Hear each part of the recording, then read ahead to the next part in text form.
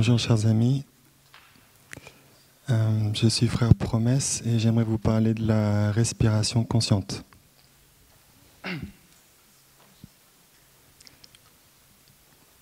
La respiration consciente, c'est une pratique qu'on peut faire à tout moment, où que l'on soit, et qui va nous permettre de récupérer notre esprit, de détendre notre corps,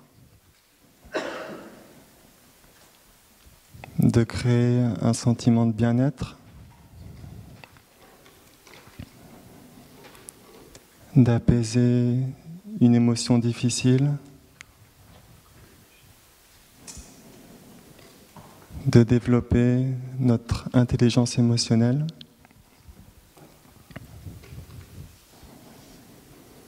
et de cultiver la liberté intérieure.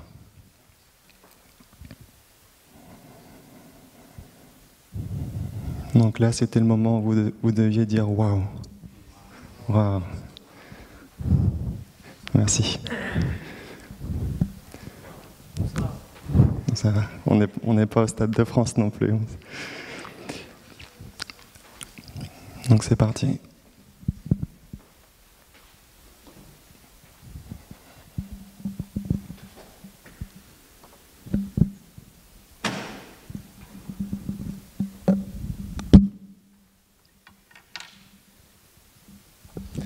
Donc en pali, c'est-à-dire la langue du bouddhisme originel, c'est Anapanasati.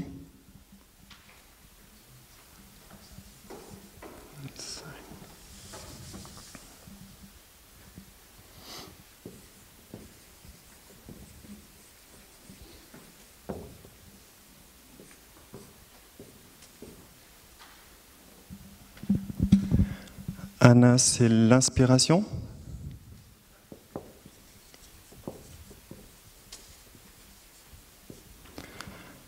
Apana, c'est l'expiration.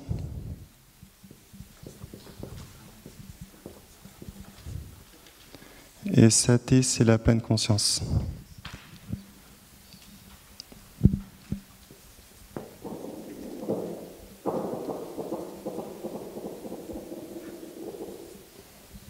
C'est un peu petit ?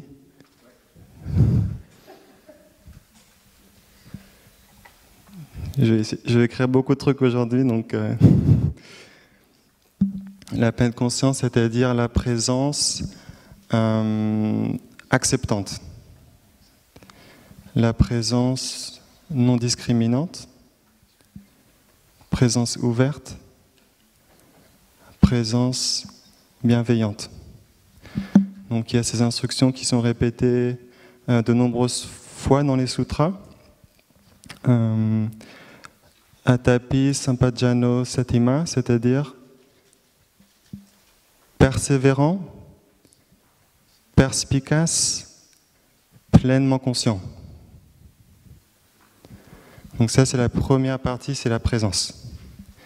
Et la deuxième partie, Vinaya Loke Abhijja Tomanasang, qui veut dire ayant transcendé désir et aversion pour le monde. Donc ça, c'est l'acceptation. Et ces deux éléments doivent être présents, toujours. Premier exercice.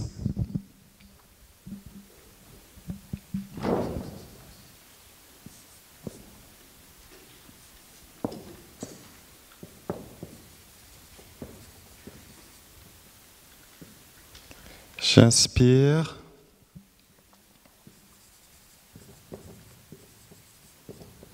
Conscient, consciente de mon inspiration. Et j'expire, conscient, consciente de mon expiration.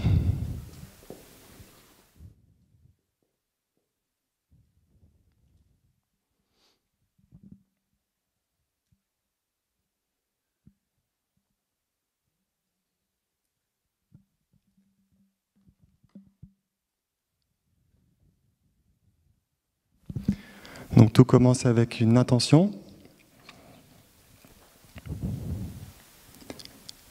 je vais me concentrer sur ma respiration.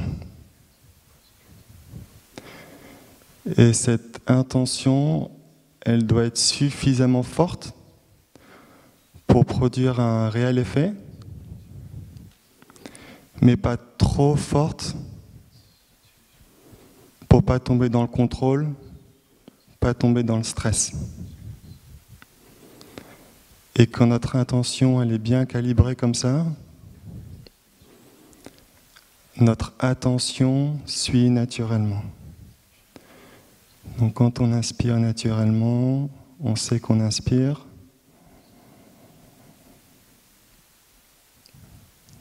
On peut peut-être ressentir l'air frais qui touche nos narines,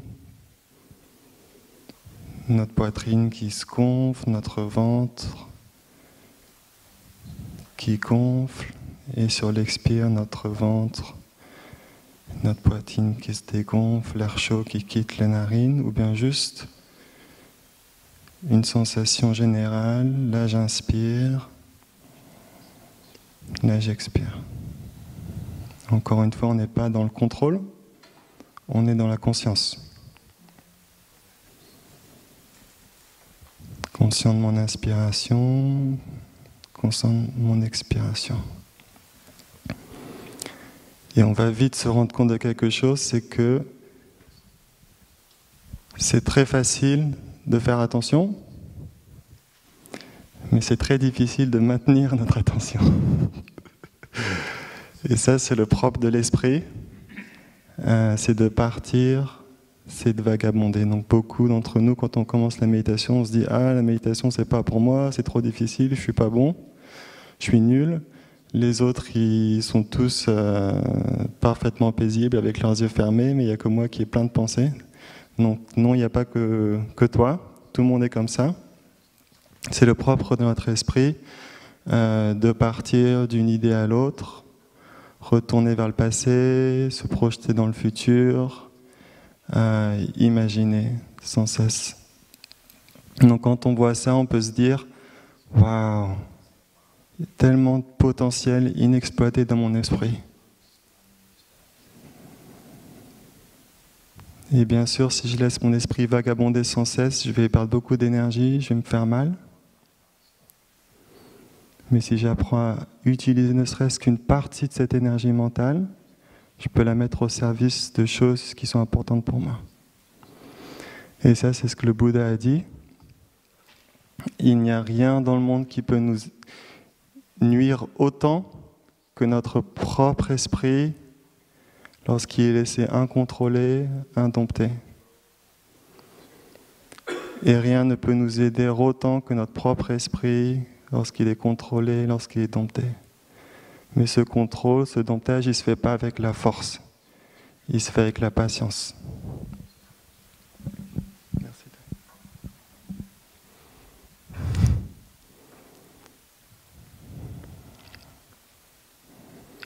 Donc on est présent à notre respiration et on est aussi patient avec notre respiration. C'est très important.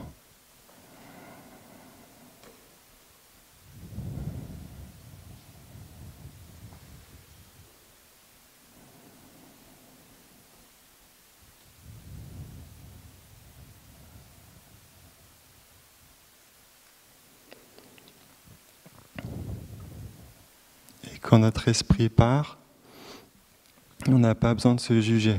On sourit et on revient. L'esprit part, on sourit et on revient. Et cette faculté de rappel qu'on entraîne, c'est ça sati, en pali, en sanskrit smriti. C'est le rappel.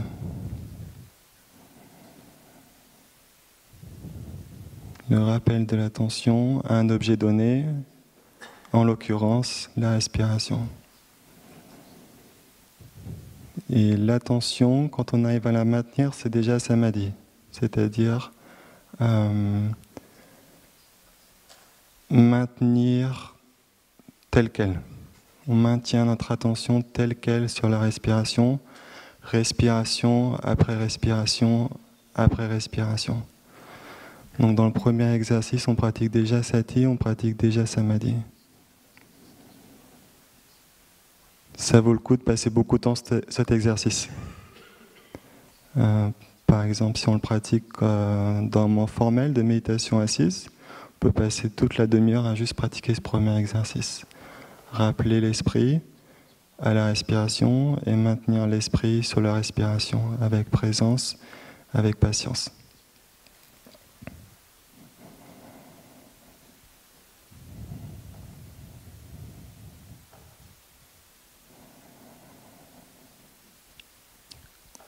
Une des façons dont les neuroscientifiques comprennent notre cerveau, c'est comme un simulateur d'expérience.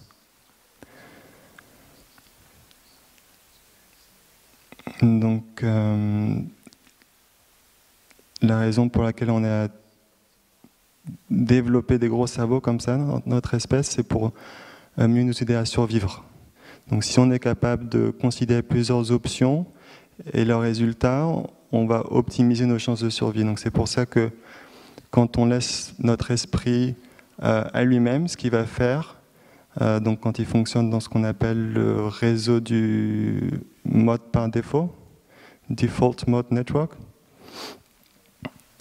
il va réviser le passé pour essayer de tirer des leçons et il va considérer le futur pour améliorer nos chances.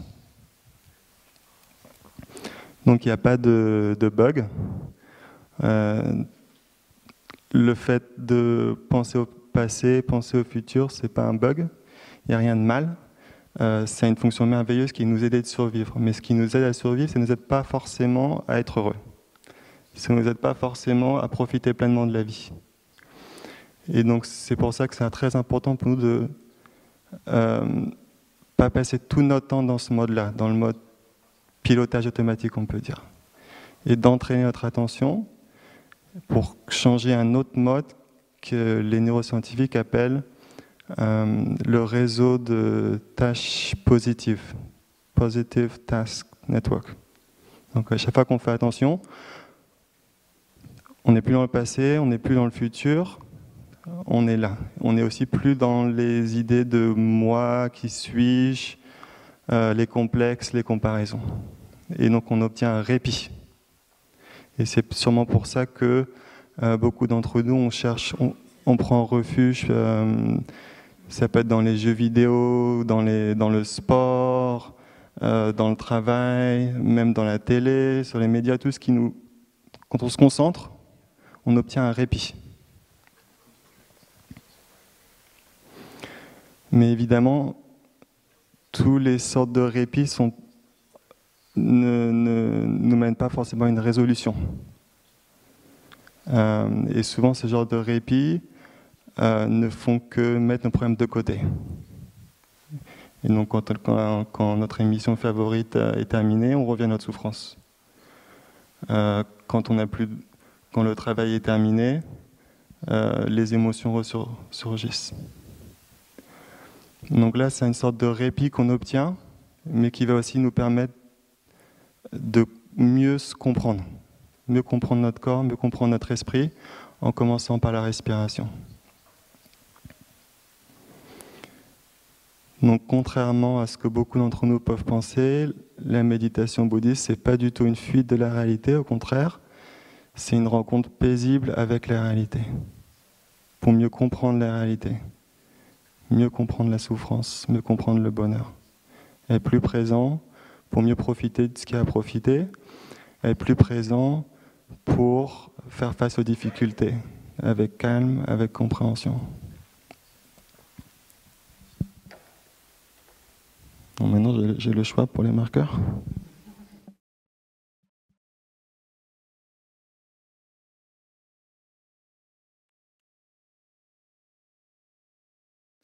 Deuxième exercice. J'inspire. Conscient, consciente de la qualité de mon inspiration Et j'expire, conscient, consciente de la qualité de mon expiration. Je vais parler un petit peu du Pali, peut-être pour qu'on ait une petite idée des instructions originelles. Donc ça, c'est Satova Asasati, c'est-à-dire en pleine conscience. Il ou elle, c'est-à-dire le pratiquant, inspire. Et Satova Pasasati, en pleine conscience, il ou elle expire.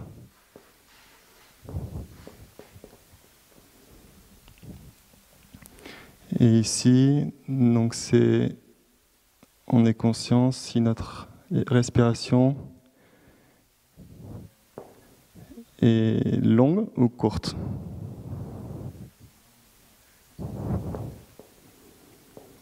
Digang wa rasangwa. Digang c'est long ou courte. Là, c'est juste la syntaxe. En pali, c'est comme ça. Elle est soit longue, soit courte. Plus ou moins longue, plus ou moins courte. Et ce qu'on va se rendre compte, c'est que quand notre respiration est courte, elle va souvent être aussi superficielle, c'est-à-dire dans les poumons. Et elle va être aussi peut-être plus irrégulière, moins agréable et plus bruyante aussi.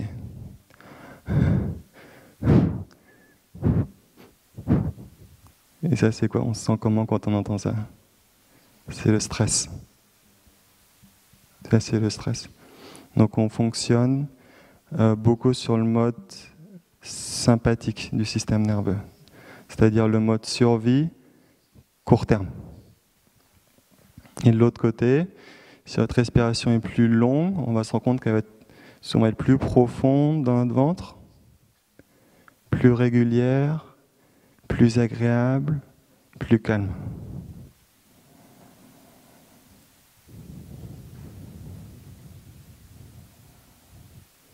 Donc on ne cherche pas à contrôler la respiration, encore une fois on n'est pas dans le contrôle, on est dans la conscience. On cherche juste à rentrer en contact avec ce qui est déjà là.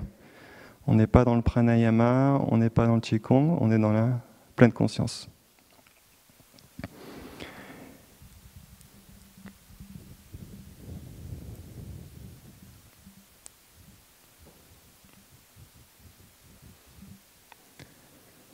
Donc on peut prendre conscience de la qualité, ou bien on peut dire de la durée de notre respiration. Bien sûr, quand on pratique, on le fait de façon subjective. On a une idée plus ou moins exacte de la longueur de notre respiration. Si on veut être un petit peu plus scientifique, entre guillemets, on peut aussi prendre une montre, une horloge, et compter. Donc il y a deux façons de compter. Soit comme taille, c'est-à-dire qu'on prend la montre en face de nous et on compte sur l'inspiration, c'est combien, mon inspiration dure combien de secondes, mon expiration dure combien de secondes. L'autre façon de faire que je préfère et que la science utilise, c'est de compter le nombre de respirations par minute. Donc une inspiration et une expiration forment ce qu'on appelle un cycle respiratoire. Le nombre de cycles respiratoires par minute, c'est notre taux respiratoire, respiratory rate. En moyenne, on prend entre 10 et 20 respirations par minute. Donc si notre respiration est plus courte, on va respirer plus par minute, d'accord? Donc plus on respire, plus on est dans le sympathique, dans le stress. Et plus notre respiration est longue, moins on va respirer par minute. et plus on est dans le parasympathique. On va y revenir, mais pour l'instant, souvenez-vous juste de deux choses. La première, c'est qu'on ne contrôle pas la respiration, on prend juste conscience, on prend juste contact avec la respiration. Et la deuxième, c'est que respiration courte, c'est survie courte pour la survie court terme. Et respiration longue, c'est bonheur long terme.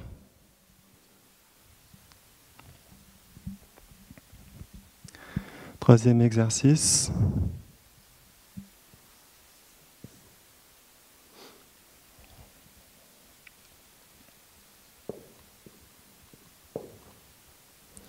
J'inspire, conscient, consciente de tout mon corps.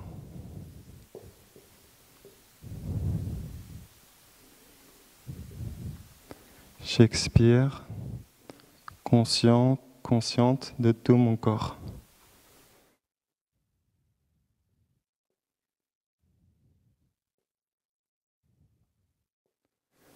Sabakaya, Patisangvedi.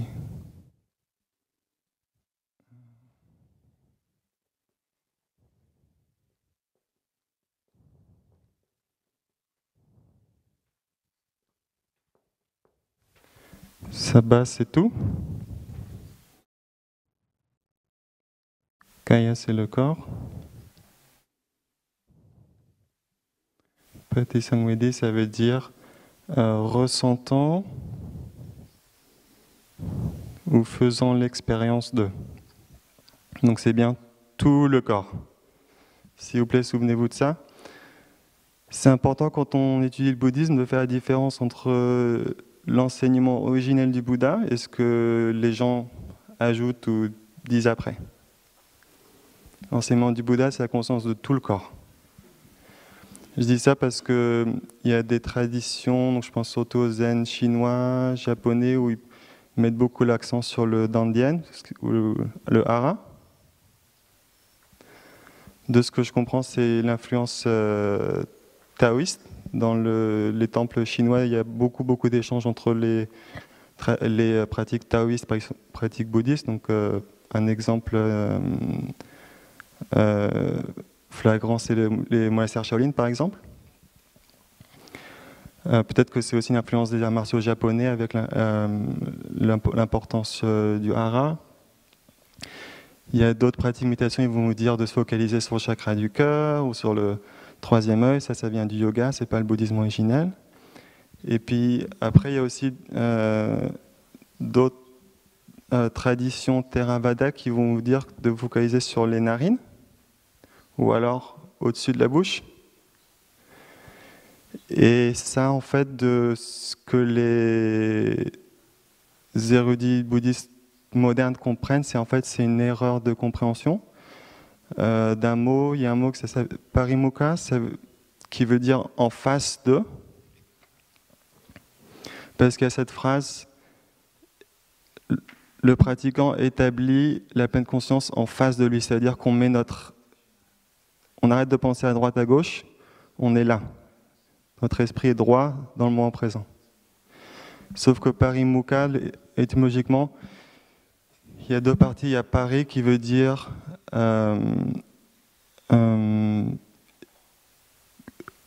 devant ou qui bouge vers, et mukha qui est le visage, donc comme on dit en français, en face de. Mais mukha, ça veut aussi pouvoir dire la bouche. Et donc, il y a un commentaire Theravada célèbre qui comprend ça comme en haut de la bouche. Ça veut dire soit ici, soit sur les narines. Plus tard, quand ils ont comparé l'utilisation de ce mot parimukha avec d'autres endroits dans les sutras, ils se sont rendus compte que non, en fait, parimukha, ça veut juste dire en face d'eux. Mais beaucoup de ces traditions ont gardé cette pratique de se focaliser exclusivement sur les narines. Donc c'est pas pour critiquer ou dire qui est meilleur ou quoi, c'est juste pour apprendre à faire la part des choses. L'enseignement du Bouddha, c'est pleine conscience de tout le corps en même temps. Il n'y a pas d'endroit qui est spécial dans le corps. On n'est pas en contrôle énergétique, on est dans la conscience.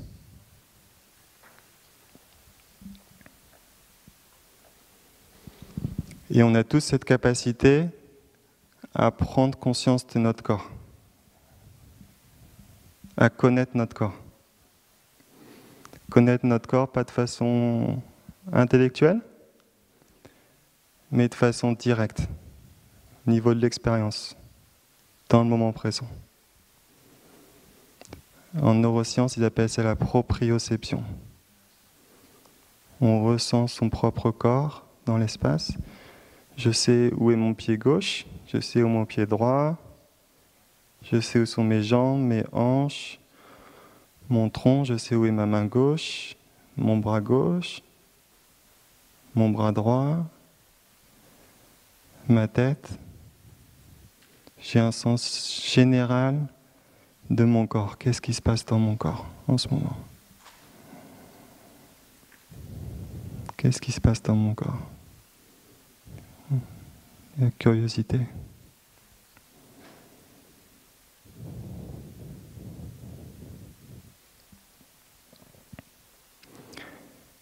Et cette connexion entre le corps et l'esprit, elle est vraiment cruciale pour la santé. Parce qu'un corps sain, c'est un corps dont les signaux sont entendus. Donc c'est rien de bien mystique. C'est par exemple, si j'ai envie de faire caca, je sais que j'ai envie de faire caca. Si j'ai sommeil, je sais que j'ai sommeil. Si j'ai faim, je sais que j'ai faim. Et non pas le corps qui dit j'ai sommeil et l'esprit qui dit qu'est-ce qu'il y a dans le frigo? Je me demande. Il y a un disconnect. Et la plupart d'entre nous, on vit dans ce disconnect, on est aliéné de notre propre corps. Donc c'est une pratique de réconciliation entre le corps et l'esprit. Et c'est possible avec de l'entraînement, entraînement à l'attention. Donc un corps sain, c'est un corps dont les signaux sont entendus. Et un esprit sain, c'est un esprit qui est incarné.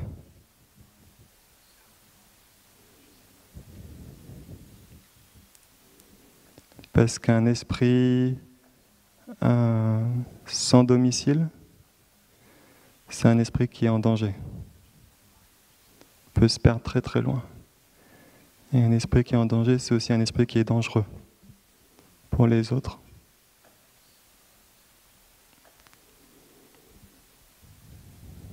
Donc on apprend à réconcilier le corps et l'esprit à travers l'attention à la respiration. Donc on est toujours conscient de la respiration naturelle et en même temps on est conscient, on a un sens de tout son corps.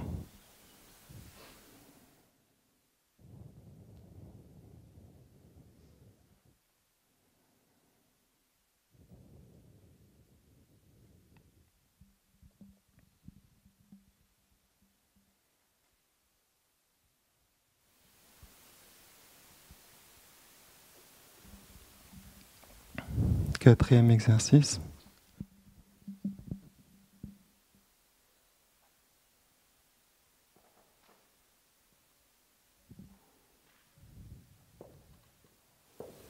J'inspire.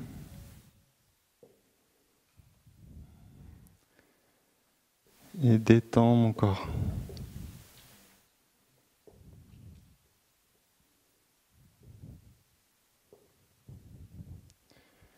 J'expire et détends mon corps.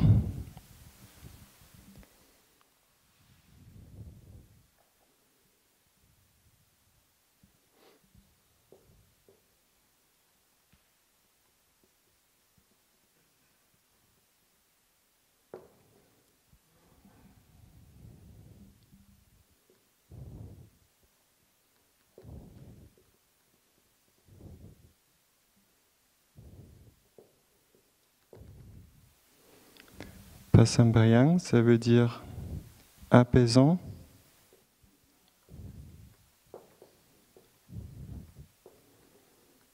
Kaya, donc on sait déjà, c'est le corps. Sankarang, c'est les activités.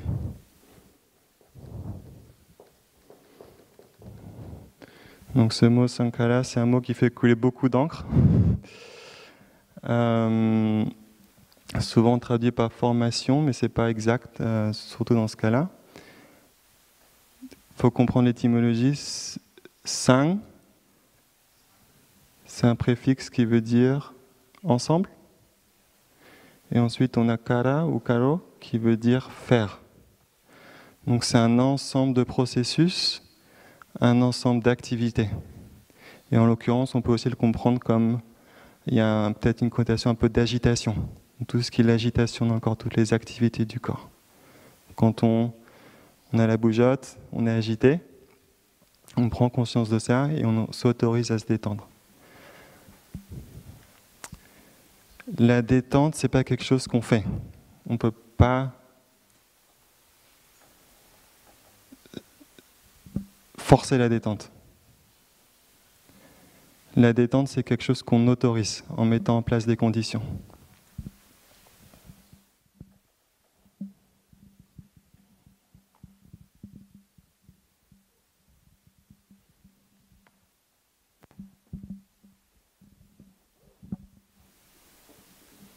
C'est la pause publicitaire pour le thé vert.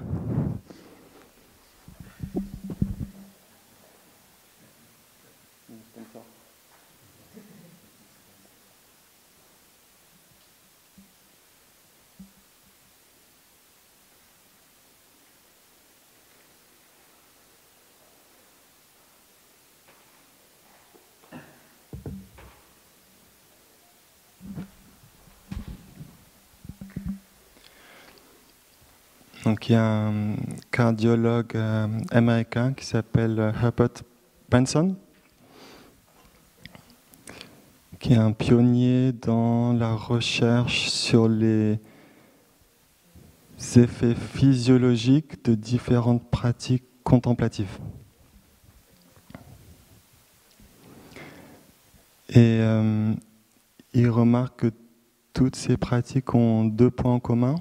Donc il y a deux choses qui créent ce qu'il appelle la réponse de relaxation, the relaxation response. Le premier, c'est la concentration. C'est-à-dire à chaque fois que notre esprit est distrait, on le ramène. Notre esprit est distrait, on le ramène. On va se concentrer sur un point. Et le deuxième, c'est la répétition. Donc après l'inspiration, il y a l'expiration. Et après l'expiration, il y a l'inspiration et l'expiration. En fait, c'est très logique quand on y pense, d'un point de vue de la psychologie évolutionnaire. Une chance sur deux.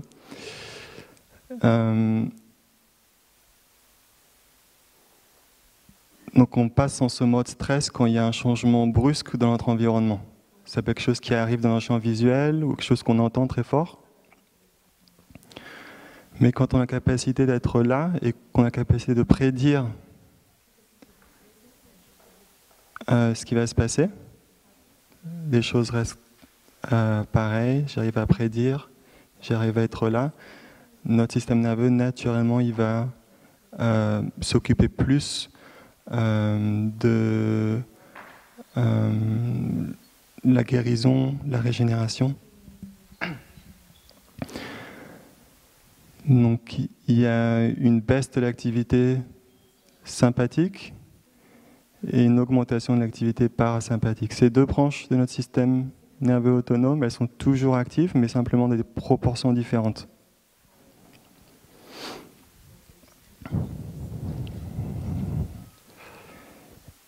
Et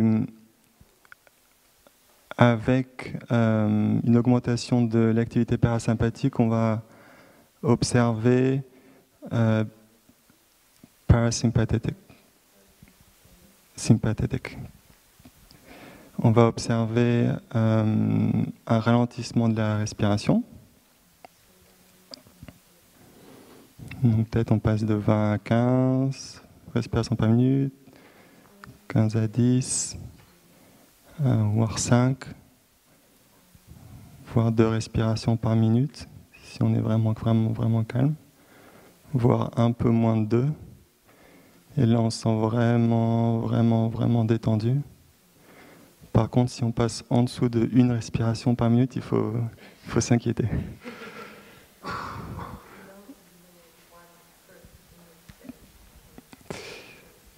Et avec ce ralentissement de la respiration, il y a aussi un ralentissement du rythme cardiaque.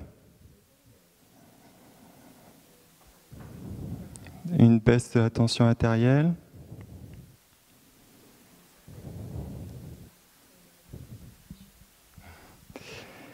Et une redirection du flux sanguin des extrémités, ça veut dire des muscles, vers l'intérieur. Donc le système digestif et aussi le cerveau.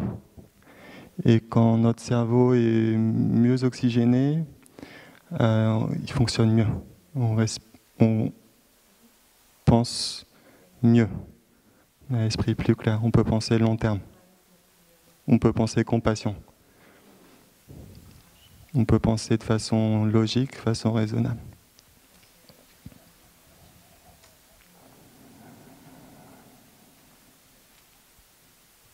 Il y a quelques petits trucs qui peuvent nous aider à optimiser cette réponse de relaxation. Le premier,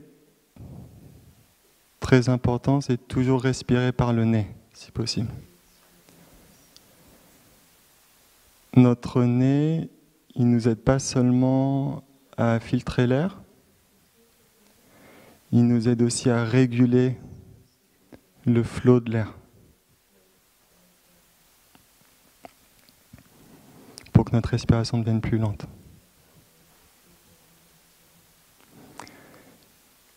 Une autre petite astuce, c'est sur l'expiration, de ne pas être trop pressé d'inspirer. Donc si on voit que on peut se détendre encore peut-être 1 seconde en plus, 2 secondes en plus, peut-être même 3 secondes en plus sur l'expiration, mais on s'autorise 7 secondes, c'est 2 secondes en plus avant d'inspirer. Parce que l'expiration, elle est associée à l'activité parasympathique, contrairement à l'inspiration qui est associée à l'activité sympathique. Donc respire par le nez, on laisse tout le temps à l'expiration. Une autre petite astuce, c'est aussi de reconnaître les zones de tension dans notre corps. Par exemple, dans les épaules, si on voit qu'on tient beaucoup de tension, de façon, c'est pas nécessaire, mais on s'autorise à détendre. Si on voit que on contracte notre ventre et que c'est pas nécessaire, juste en remarquant là je garde un peu de tension, c'est pas nécessaire. Donc on autorise notre ventre à se détendre pour que l'expiration devienne plus profonde, plus douce, plus agréable par elle-même. Ça peut être dans notre visage aussi, dans nos yeux. Donc on remarque où est-ce qu'on garde l'attention et on autorise la détente à se faire.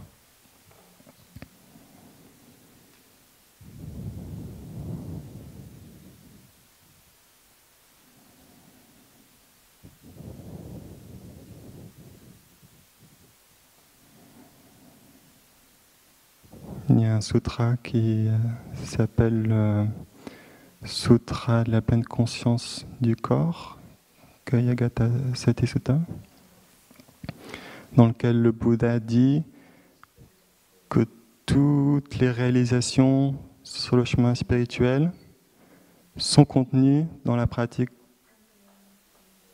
de la pleine conscience du corps. Parce que quand notre esprit est dans notre corps, on se sent mieux, on se sent en sécurité. Et on peut penser plus clairement, et on peut comprendre plus clairement.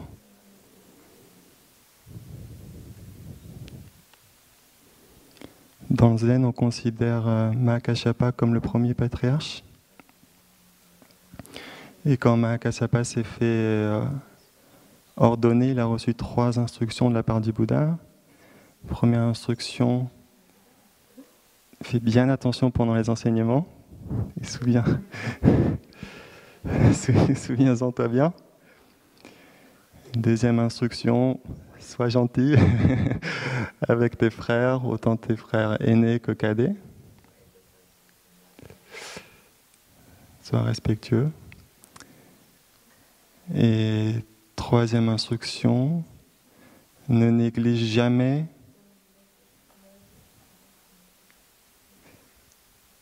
la pleine conscience du corps quand elle est associée à une sensation de bien-être. Ouais.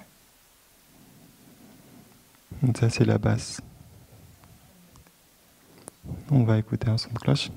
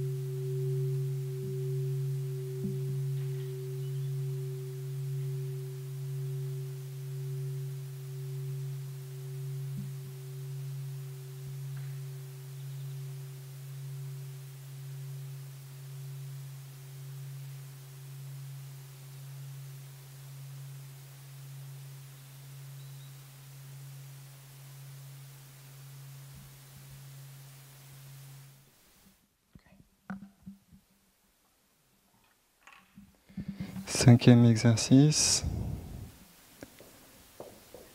J'inspire.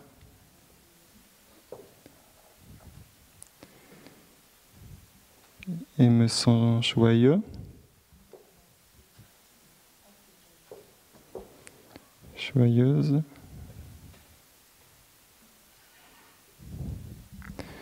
J'expire et me sens joyeux, joyeuse. Et sixième exercice, j'inspire et me sens heureux, heureuse. J'expire et me sens heureux, heureuse.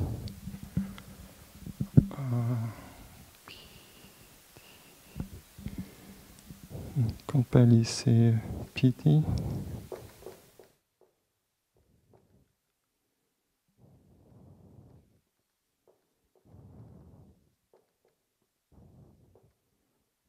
Piti Patisangvedi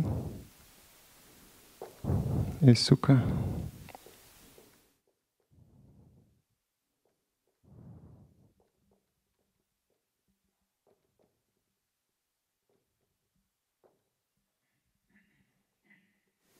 Piti c'est la joie, Sukha c'est le bonheur.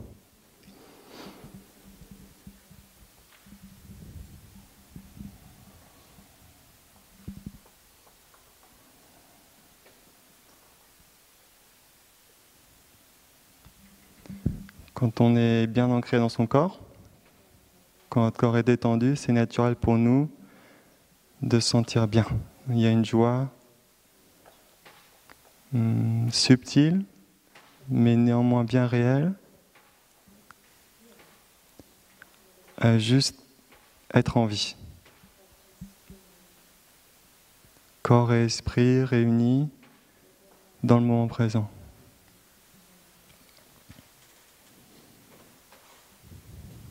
Mais peut-être, si on regarde, dans la joie, il y a encore une petite qualité d'effervescence.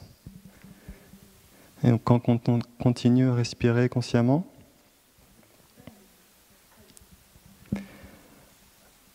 on peut apporter aussi une qualité de paix à cette joie.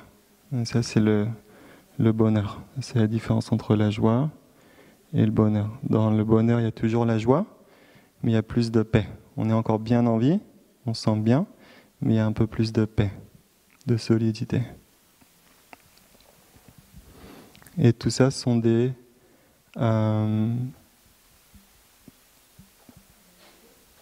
conséquences naturelles de la pleine conscience, de la respiration, puis du corps et de la détente.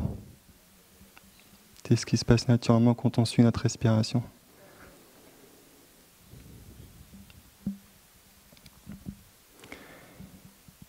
Il y a quelque chose qui nous aide énormément dans la pratique, c'est le sourire. Et le sourire du pratiquant, bien sûr, c'est pas un sourire commercial. C'est pas forcément un grand sourire.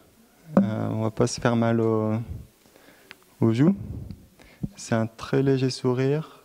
Si les autres le voient pas, c'est pas grave. C'est un très léger sourire pour autoriser notre visage, notre système nerveux, tout notre corps à se détendre. Et pour aider aussi notre esprit à rester dans le moment présent. Parce qu'on voit, par exemple, quand on étudie quelque chose, si on a de la joie, si ça nous plaît, c'est plus facile de nous concentrer. Et quelque chose de merveilleux dans la méditation, c'est que la concentration elle-même, elle apporte de la joie. Donc ces deux choses-là, la concentration et le bien-être, ils fonctionnent ensemble, en synergie. Un cercle vertueux. La concentration renforce la joie et la joie soutient la concentration.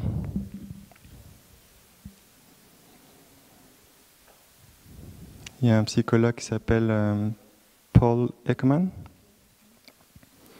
qui a beaucoup étudié la question des expressions faciales et leur rôle dans la physiologie, dans les émotions.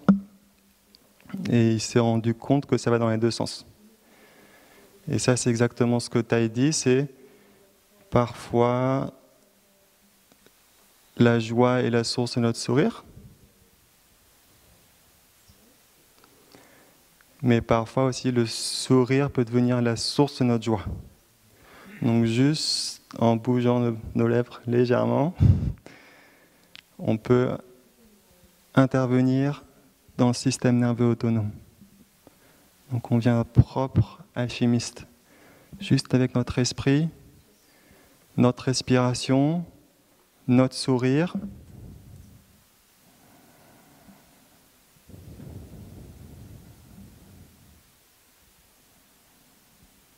On peut créer un sentiment de bien-être plus ou moins à la demande.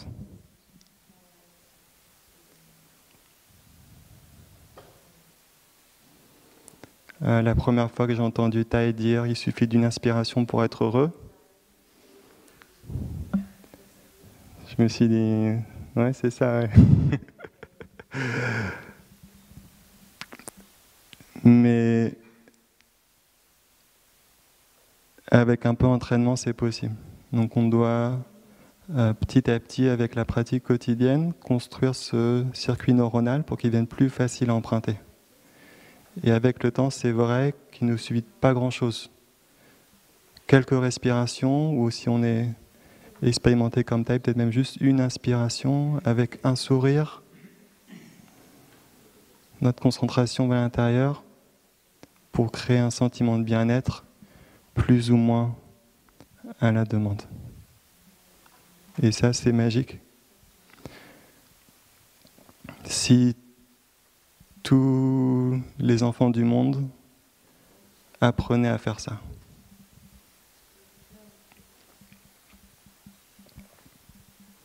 Qu'est-ce qu'on aurait comme monde demain?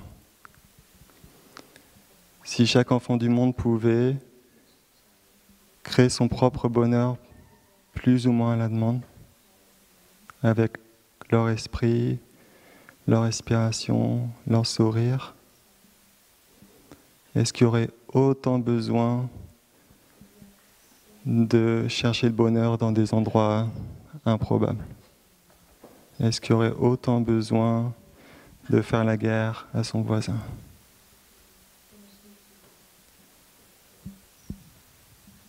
Donc le bouddhisme, c'est vraiment pour tout le monde. Si on a un corps et un esprit, on a besoin de ces pratiques. On a besoin de gérer notre corps et notre esprit. Et ce n'est pas une question seulement de bien-être personnel, c'est une question de bien-être collectif. Et c'est un impact sur la planète, évidemment.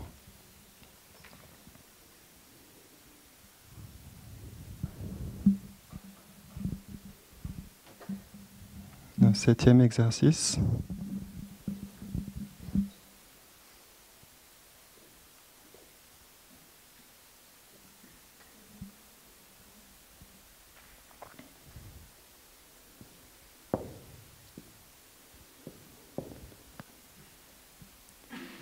J'inspire.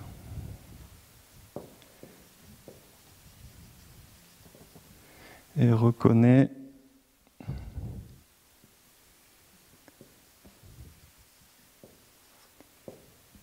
une émotion difficile.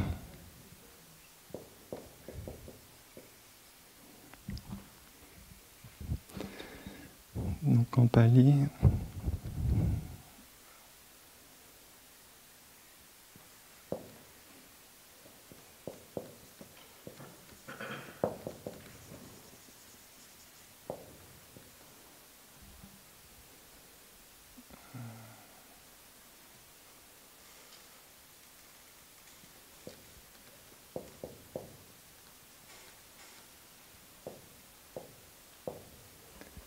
Chitta Sankarang Pati Sangvedi. Donc, Pati Sangvedi, on sait déjà, c'est ressentir, faire l'expérience de. Sankarang, c'est les activités. Chitta, ici, c'est le cœur ou l'esprit. Et cette expression ensemble, Chitta Sankarang, c'est l'émotion. Okay, on va faire une petite pause, une petite parenthèse un peu technique. Dans le passé, beaucoup de traducteurs traduisaient formation mentale. Bhikkhu Bodhi traduisait comme ça avant. Même si on ouvre des vieilles éditions du Chant du Cœur, on va avoir formation mentale.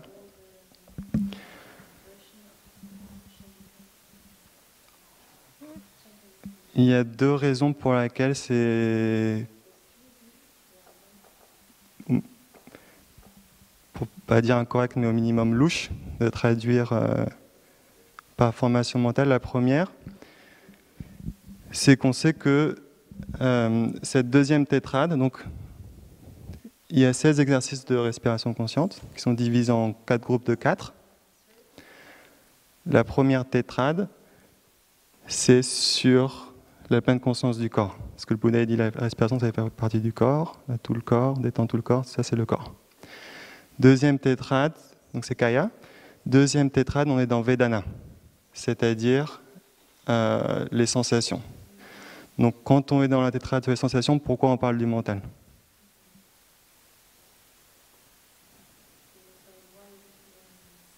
Donc ça paraît bizarre de traduire formation mentale. La deuxième raison, c'est qu'on sait que ce mot chitta, il peut être traduit par esprit. En fait, en pali, il y a 3 mots qui peuvent être traduits par esprit. Chitta, manas et vijnana. Souvent, ces 3 mots peuvent être utilisés de façon interchangeable. Mais néanmoins, ils ont chacun leur connotation différente. Donc Chitta, c'est plus l'aspect émotionnel. Manas, c'est plus l'intellectuel. Vijnana, c'est plus cognitif, la conscience.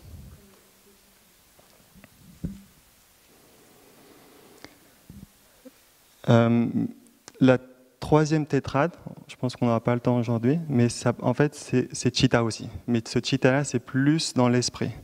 Donc là, on est entre la sensation et l'esprit. L'esprit comme force qui façonne notre expérience. Donc on est entre la sensation et l'esprit. Et ça, c'est exactement la définition qu'on retrouve dans les sutras. Donc il y a plusieurs sutras, dans le Majjhima Nikaya, Samyutta Nikaya, où le Bouddha définit ce terme, Chitta Sankara. Et il dit Sanyacha Vedanacha Chitta Sankaro. Ça veut dire ce sont les sensations et les perceptions que j'appelle les activités du cœur-esprit. Sensations et perceptions. Et ça, pour moi, c'est exactement la définition d'une émotion. Quand on est dans l'émotion, on est on a la frontière du corps et de l'esprit. On est là où le corps et l'esprit interagissent. Quand on a une émotion, par exemple la colère, il y a toujours, au niveau du corps, des sensations. La chaleur, l'agitation, la tension, le cœur qui bat. Et en même temps, il y a un discours mental au niveau du mental, il y a une perception. Elle a fait ça, elle n'aurait pas dû, pourquoi elle est toujours comme ça? Donc quand on travaille avec l'émotion, on doit travailler avec au moins une de ces deux, un de ces deux aspects. Voilà. Pourquoi est-ce qu'on s'embête à reconnaître nos émotions difficiles? Pourquoi on ne peut pas juste se sentir bien et s'arrêter ici?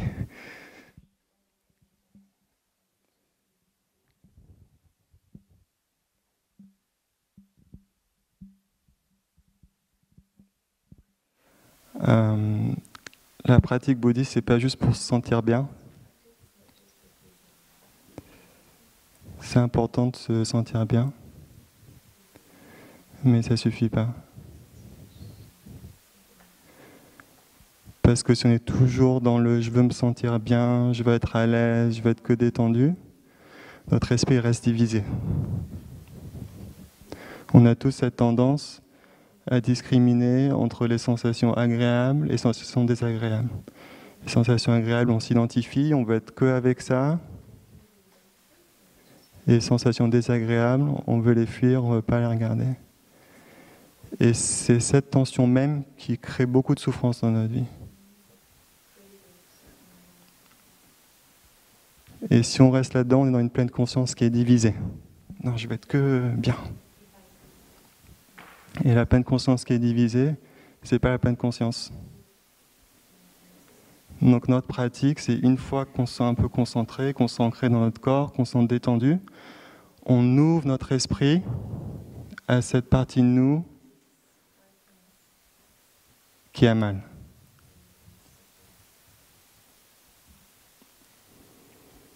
On ouvre notre esprit à cette partie de nous dont on est un peu moins fier.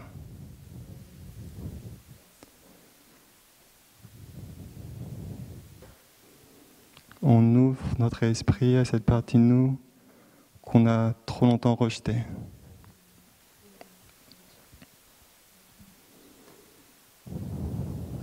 Et on est avec.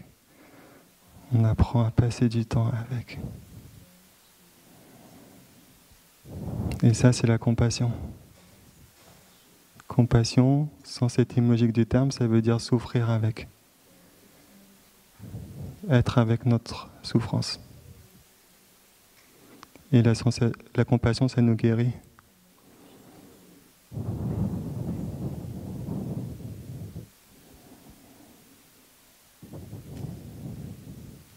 Donc ça peut être la douleur dans notre corps, qu'on apprend à embrasser. Ça peut être un traumatisme du passé, une anxiété, un sentiment de honte, une colère. On apprend à être avec et on invite cette partie de nous à respirer avec nous en pleine conscience. Présence non discriminante.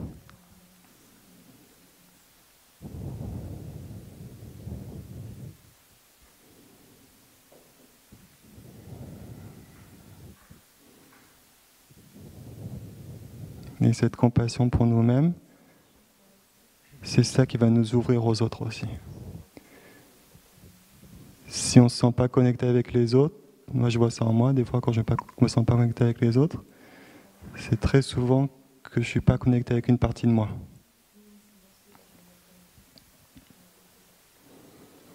Donc j'aime bien, une fois que je respire, que je souris, je me détends, me demander qu'est-ce qu'il y a en moi qui n'est pas encore résolu. Poser cette question ouverte et laisser mon esprit, mon corps répondre à leur façon. Et juste être avec ce qui se manifeste et sourire avec. Le sourire, c'est pas juste un sourire de bien-être, c'est aussi sourire avec la souffrance. Vous avez sûrement déjà vu une mère qui prend son enfant, et des fois elle va sourire, même si l'enfant il pleure, oh, elle sourit. Donc c'est aussi un sourire de bienveillance.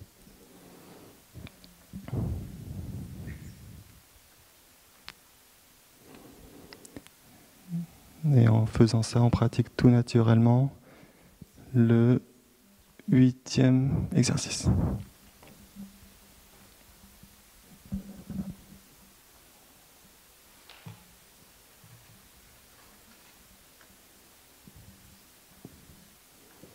J'inspire.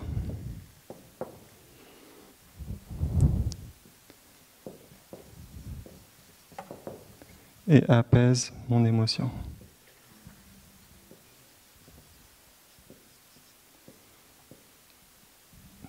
J'expire et apaise mon émotion.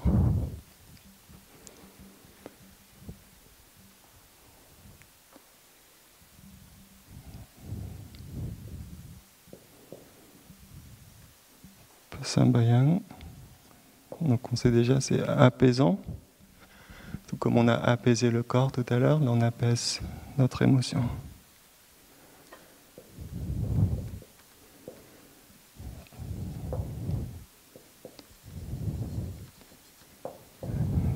Citta Sankaran, l'émotion.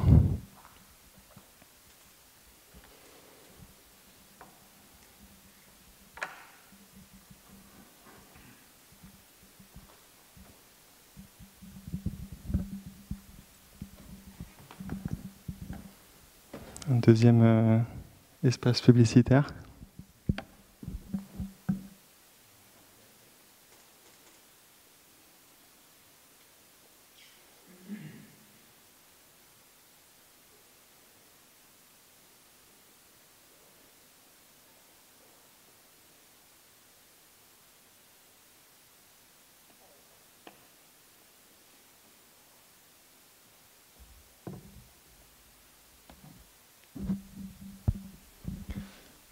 Tout à l'heure, on a dit que chaque émotion a deux composantes, physiologiques, des sensations au niveau du corps, et psychologiques, et un discours mental.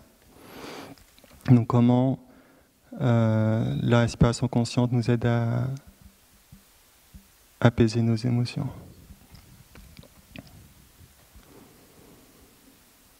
La première chose qu'on va se rendre compte, c'est que ce discours mental, il a besoin d'énergie pour fonctionner.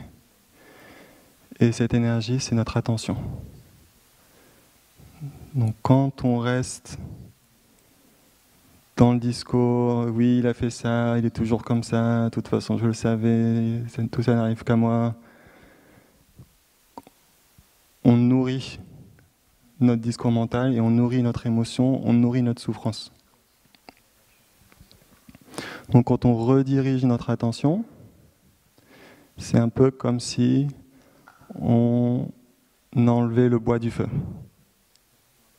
Et ça devient naturel pour le feu de se calmer.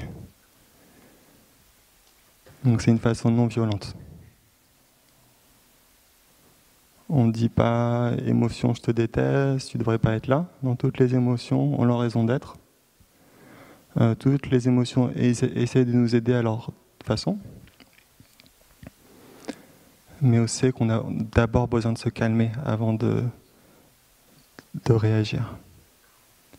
La plupart des situations ne demandent pas une réaction immédiate. Il n'y a personne qui nous attaque, on n'a pas besoin de courir. Ça, c'est pour la plupart des situations chargées émotionnellement. On a le temps. On va chercher des solutions, mais on veut le faire avec un esprit calme.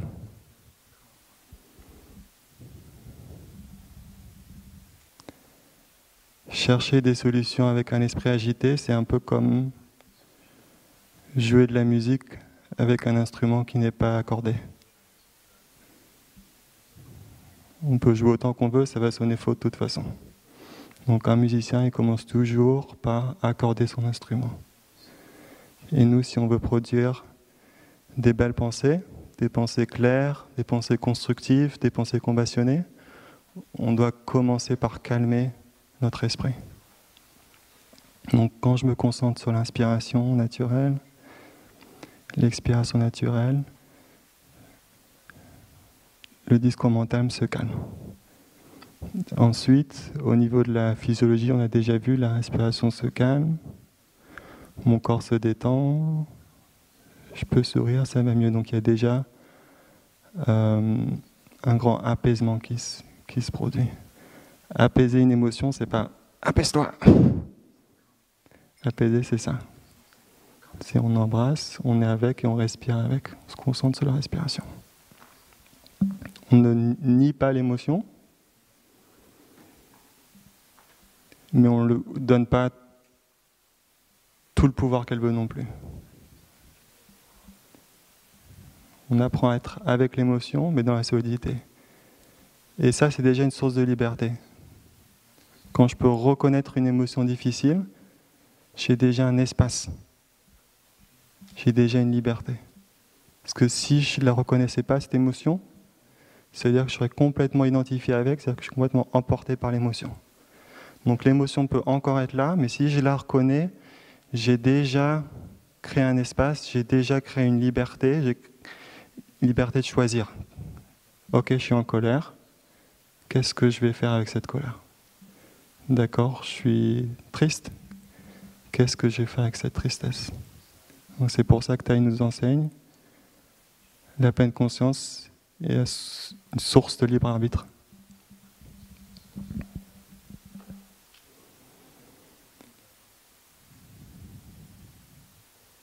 Donc ça, c'est la première partie, c'est de la méditation, c'est samatha, c'est-à-dire se calmer. On calme notre corps, on calme notre esprit. Mais s'arrêter là, ça ne suffit pas. Parce que tant qu'on n'a pas compris le problème, il va revenir. Tant qu'on n'a pas compris le problème, il va revenir. La méditation, c'est pas juste pour se calmer. La méditation, c'est pour se calmer et comprendre. Donc une fois qu'on a cette clarté intérieure, on va utiliser pour regarder le problème. Donc ça, c'est la deuxième partie, c'est vipassana, c'est-à-dire la curiosité. C'est composé du préfixe vi, qui implique une dualité, une discrimination, un discernement. Et passana, la racine passa, qui veut dire regarder. Donc Thaï traduit regard profond. Donc ça peut être un regard analytique. Moi j'aime bien le mot curiosité parce que c'est simple. Et c'est une attitude, on essaie de comprendre. Je ne suis pas sûr à 100% de ma perception. Peut-être que l'autre personne ne m'avait pas vu. Peut-être qu'elle a une difficulté. Donc on est curieux, on reste ouvert.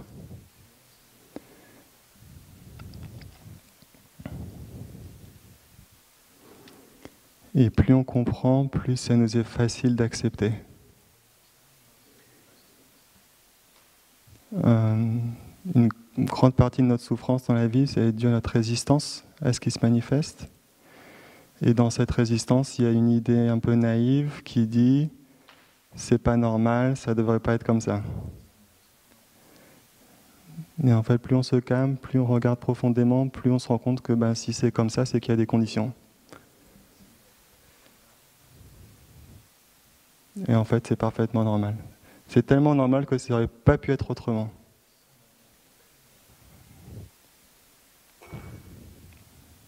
Et donc, cette compréhension, elle nous donne plus de liberté, plus d'acceptation. Et en même temps, c'est très étrange que cette compréhension, elle nous donne plus de pouvoir en même temps. Parce que si on comprend le problème, on a plus de clés pour agir.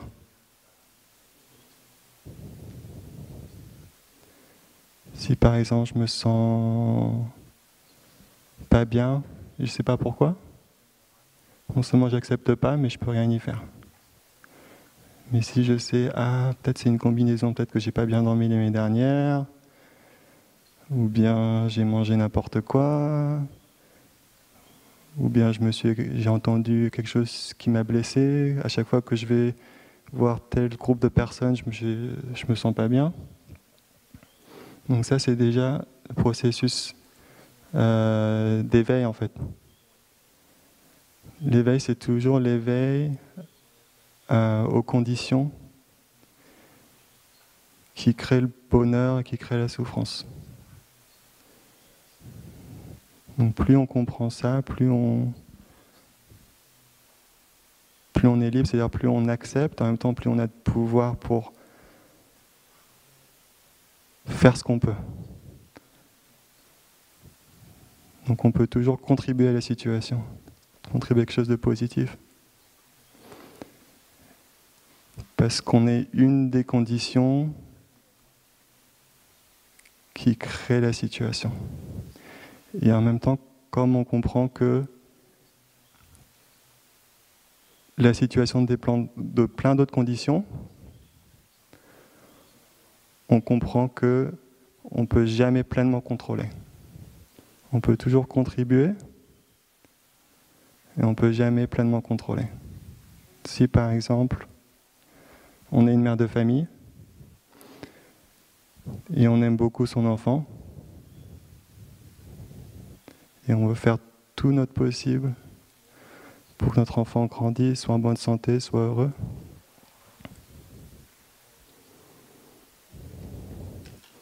Mais peut-être qu'on s'imagine un peu naïvement que le bonheur de notre enfant dépend que de nous. Donc on doit regarder profondément et voir que c'est le monde entier qui élève notre enfant. Donc oui, on fait notre partie, oui, on fait tout notre possible, mais en même temps, on doit lâcher prise. Parce que notre mieux, c'est notre mieux que dans un espace donné.